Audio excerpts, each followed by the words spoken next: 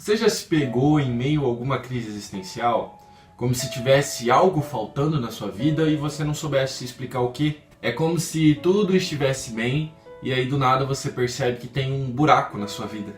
Há muito tempo atrás, Paulo estava passando pela cidade de Atenas e ele notou que o povo ateniense era muito idólatra. Eles tinham muitos deuses.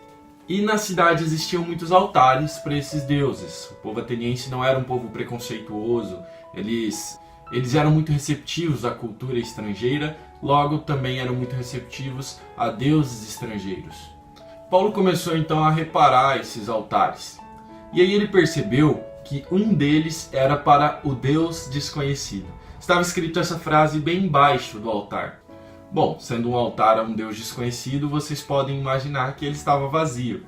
Se nós pegarmos essa história e compararmos com o que foi dito no início do vídeo, nós vamos perceber que existem muitas distrações que não nos permitem notar certos espaços vazios em nossas vidas. Essas distrações elas nos cegam, elas não deixam a gente perceber o que está se passando realmente conosco. Elas não nos deixam ver realmente quais são as nossas necessidades. E não entenda essas distrações como sendo algo ruim, um mau hábito. Essas distrações podem ser simplesmente a nossa rotina do dia a dia, o trabalho, a escola, a faculdade. Paulo então, chegando naquela cidade, fez o povo perceber aquele altar vazio e começar a se perguntar o porquê que ele estava ali. Talvez muitos atenienses, ao verem aquele altar, não entendiam o porquê dele estar ali e até, às vezes imagino eu, que conversavam um entre os outros e se perguntavam por que esse espaço está sendo ocupado por nada, por que esse espaço está vazio, por que nós não colocamos algo aqui, não fazemos algo aqui, não destruímos esse altar a um Deus desconhecido. Similarmente, quando nós encontramos um vazio como este dentro de nós, automaticamente passamos a tentar preenchê-lo com qualquer coisa que a gente encontre. Com o trabalho, com amigos, com a faculdade, com a escola. Mas percebam que é um altar vazio. Não é qualquer coisa que está vazio, então não é qualquer coisa que se encaixa ali. Quando nós tentamos encaixar, por exemplo, um círculo em um quadrado, nós vamos notar que ele não encaixa. E então podemos ficar frustrados por isso. Então, assim como o vazio daquele altar e o vazio que existe muitas vezes em nós, eles não podem ser preenchidos por qualquer coisa. Não é qualquer coisa que eu pegar ali que vai encaixar. Mas sejamos sensatos. Se nós não sabíamos nem que existia um espaço vazio dentro do nosso ser, imagina com o que nós podemos preencher. Nós não temos ideia. Mas o povo de Atenas era um povo muito curioso. Eles sabiam que Paulo era um pregador.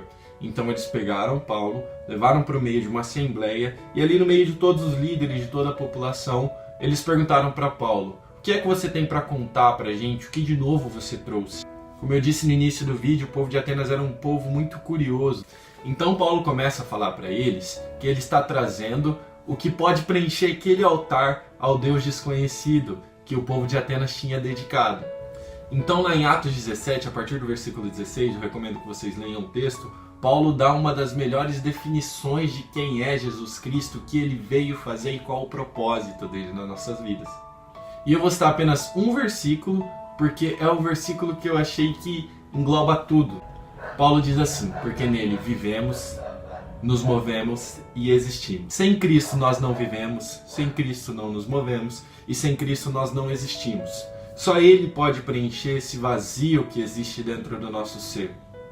Então não fica aí acumulando frustrações por não conseguir encaixar qualquer coisa nesse vazio.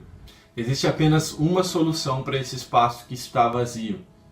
Eu recomendo que você leia Atos 17, do versículo 16 em diante até o 31, e você vai descobrir qual é a receita para preencher esse espaço vazio dentro do seu ser.